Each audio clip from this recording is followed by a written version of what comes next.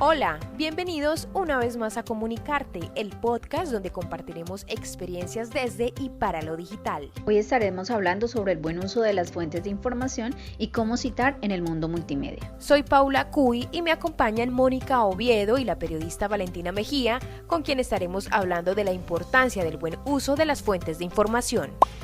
Polémica por el plagio en la tesis de grado que habría cometido, según el informe de la Universidad Externado, la congresista Jennifer Arias. Sí, chicas, yo creo que es un buen ejemplo para hablar de la importancia de hacer un muy buen uso de las fuentes, que como lo indica Leonela Granada y otros investigadores en el estudio Uso o Abuso de las Fuentes de Información, pues en la redacción académica, muchas personas no atribuyen los derechos de autor en sus textos, ya sea por desconocimiento o tal vez con la intención de hacerlo.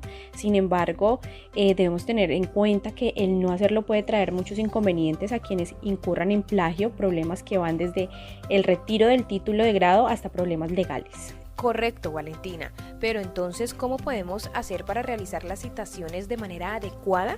Sabemos que existen diferentes normas, ¿no? Así es, Paula, hay diferentes normas entre las que se encuentran las APA, las Incontec y las Vancouver. Por eso es importante que al momento de realizar un trabajo, primero investiguemos qué tipo de normas son las aceptadas por cada institución, pero por lo general las más usadas son las normas APA. ¿Y puedes darnos unos tips sobre la manera correcta de hacer una citación y así evitar pasar por un suceso como el de la congresista Jennifer Arias? No soy la persona más experta en el tema, pero Ana María Lombana, coordinadora de la editorial Unillanos, es quien nos puede explicar cómo se debe realizar una citación literal y una paráfrasis. Cuando vamos a hacer, por ejemplo, citas directas, tenemos dos opciones, dependiendo del número de palabras que vayamos a citar.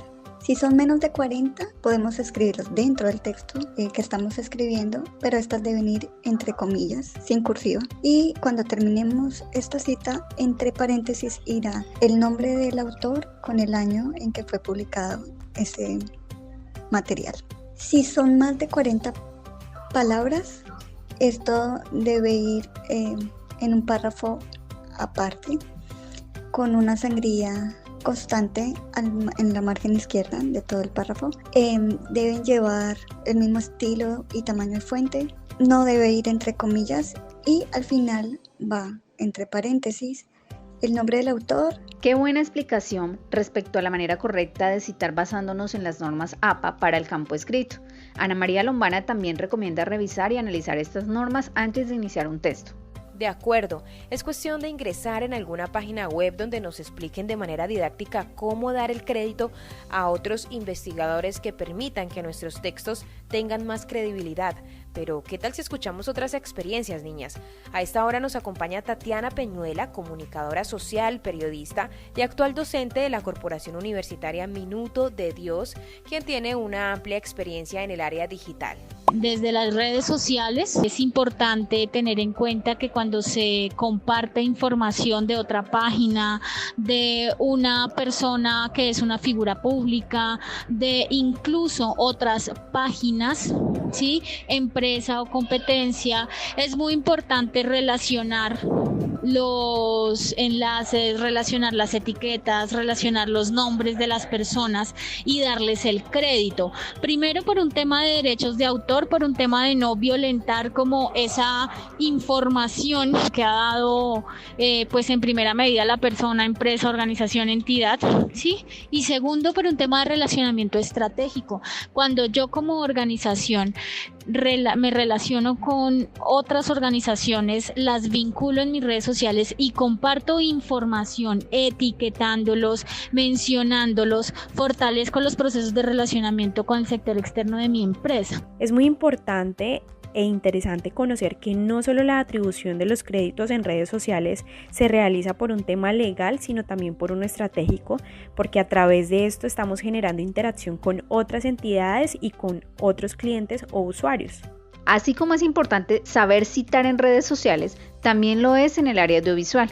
Por eso nos acompaña Luis Alfredo Zapata, periodista con gran trayectoria en medios nacionales de televisión, quien nos explica cómo se atribuyen los créditos en un BTR. Como uno hace las entrevistas propias, al identificar a esa persona, le coloca abajo el cargo. Entonces, por decir algo, Iván Duque Márquez, presidente de Colombia, ahí está uno citando la fuente, porque es él quien está hablando. Y en el caso en que uno retome alguna entrevista o algún párrafo de otro medio de comunicación, pues lo indicado es colocar los créditos con la institucionalidad de uno, o sea, con los colores, el tipo de letra y demás, pero pues debe colocársele arriba cortesía de tal medio. Después de escuchar a Luis Alfredo Zapata, también tenemos a esta hora a Santiago Molina, quien nos cuenta un poco de su experiencia en Canal 13. Realmente en televisión, cuando son entrevistas que salen al aire, pues está la cintilla donde se le coloca el crédito del entrevistado. Cuando estamos citando al entrevistado y no aparece en cámara, pues decimos así lo afirmó tal persona, así lo dijo el alcalde de tal ciudad.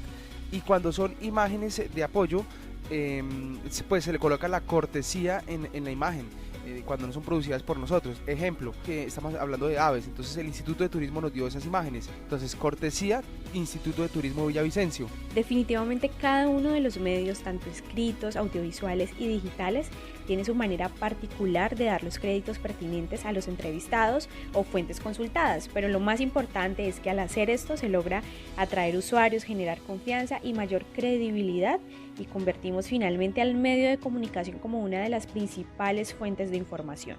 Finalmente hay que tener en cuenta que en Colombia la Ley 1915 del 2018 regula todo lo referente a los derechos de autor. Así que si tienes dudas frente a si estás desarrollando tu trabajo sin faltar a los derechos de los demás, te invitamos a consultar esta ley.